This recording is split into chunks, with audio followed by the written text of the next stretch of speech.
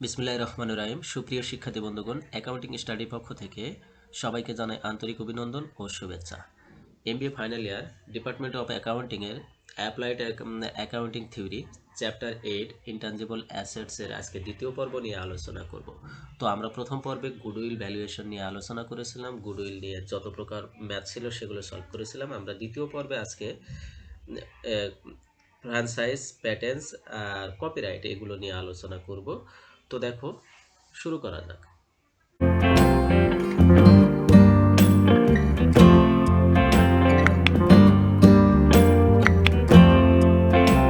তো format number 2 দেখো, intangible asset প্যাটেন্টস নিয়ে আলোচনা করব।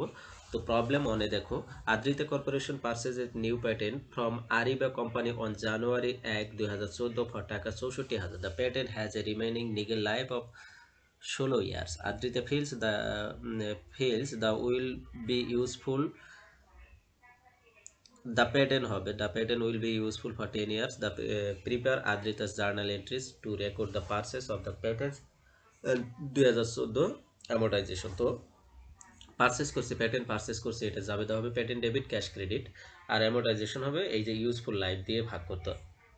264,000 কে ইউজফুল লাইফ দিয়ে ভাগ করবো, 10 বছর দিয়ে ভাগ করলে 6,400। তো patent debit, cash credit to record purchase of patent for cash, আর amortisation expense debit, patent credit 6400 টাকা। ঠিক আছে। এরপর প্রবলেম নাম্বার 2 দেখো, Dhaka company organise in 2015 has set up a single account for all intangible assets. The following summary disclose the debit entries that have been recorded during 2014। 1/1/2016 purchase patent 8 year life দেওয়া আছে 3,50,000 টাকা। 1/4/2016 goodwill purchase infinitive, এর কোনো amortisation হবে না, অনির্দিষ্ট life দেওয়া আছে, তাহলে 3,60,000 টাকা। 1/1/2016 10 ইয়ার্স ফ্রাঞ্চাইজ পারচেজ, এটার অ্যামোর্টাইজেশন হবে 4,50,000 টাকা, লাইফ দেওয়া আছে 10 ইয়ার্স। তো এরপর 1/8 পেমেন্ট ফর দ্য কপিং এর লাইফ দেওয়া আছে 5 ইয়ার্স। তো আমরা 5 ইয়ার্সের টাকা দেওয়া আছে 1,56,000 টাকা। এরপর হলো 1/9/2000 রিসার্চ অ্যান্ড ডেভেলপমেন্ট কস্ট, এটা কোনো লাইফ দেওয়া নেই, এটা অ্যামোর্টাইজেশন হবে না, কিন্তু জার্নাল এন্ট্রিতে আসবে।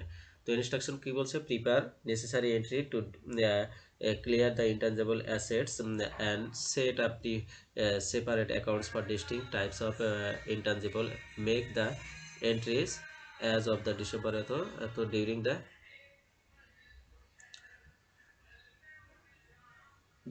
amortization and reflecting all balance accurate as of the date। আচ্ছা, তাহলে জার্নালগুলো করতে বলছে। তো যা যা ক্রয় করছে সেটা debit, patent debit, goodwill debit, franchise debit, তারপরে copyright debit, research and development cost debit, সবগুলো যোগ করে ইনট্যাঞ্জিবল অ্যাসেট ক্রেডিট।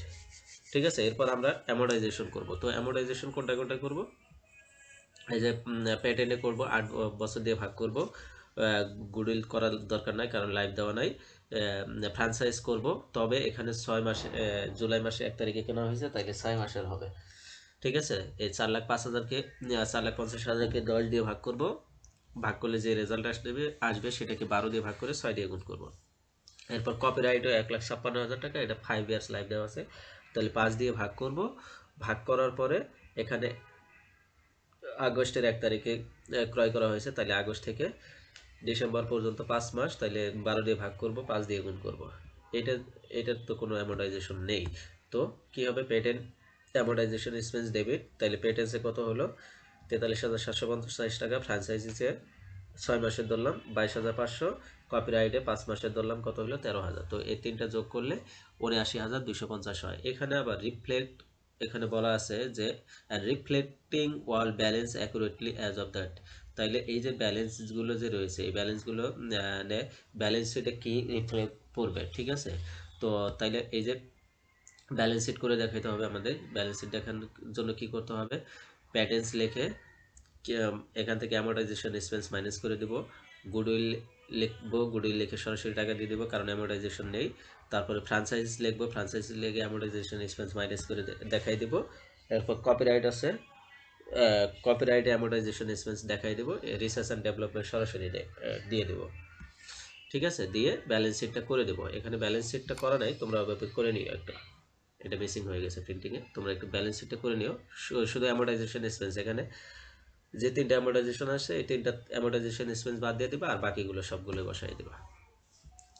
এরপর problem number 3, the trial balance sheet of green company at 31 December 2015 is given below. Patents দেওয়া আছে 80,000, amortisation expense দেওয়া আছে 8,000, 72,000 টাকা হয়েছে। ফ্রাঞ্চাইজিস এটা দেওয়া আছে এইভাবে। কি বলছে, the patents are required in January 2015 সালে অর্জন করা হয়েছে and useful life 10 years. The franchises are acquired 2012 and also has a useful life 10 years.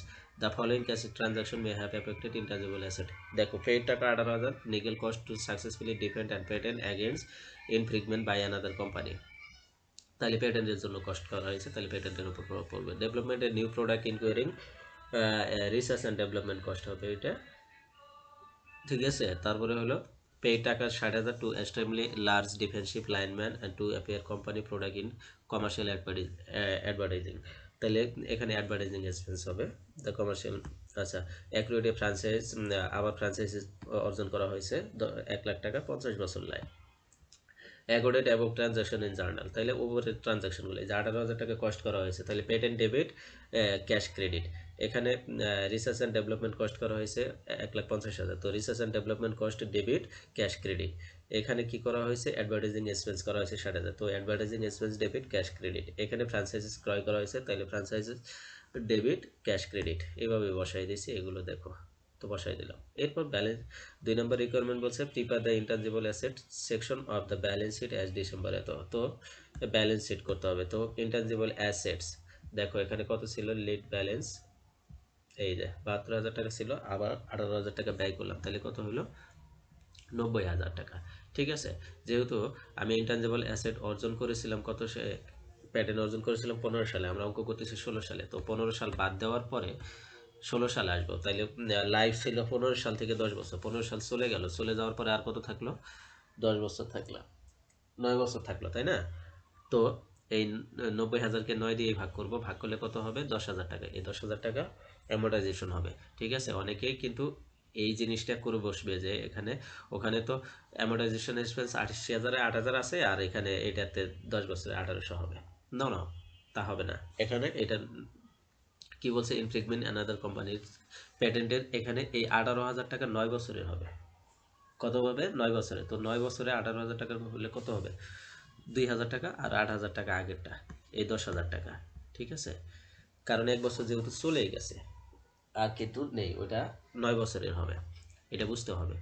এরপর ফ্রাঞ্চাইজ আছে কত, 48,000, অ্যামোর্টাইজেশন আগে থেকেই ছিল 19,200, আর নতুন অ্যামোর্টাইজেশন হয়েছে কত, এটাও যেহেতু 10 বছর, তাহলে 48কে 10 দিয়ে ভাগ করলে কত হবে, 4800 হবে। তো 19,200 প্লাস 4800, 24,000, তো 24,000, 48 থেকে 24,000 ম্যানেজ করলে 24,000 হবে। এরপর ফ্রাঞ্চাইজ 2, তো ফ্রাঞ্চাইজ 2 ক্রয় করা হলো 1 লাখ টাকা দিয়ে, তাই না। 1 লাখ টাকা দিয়ে ক্রয় করা হয়েছে, 50 বছর লাইফ দেওয়া আছে, তাহলে 1 লাখকে 50 দিয়ে ভাগ করলে কত হবে,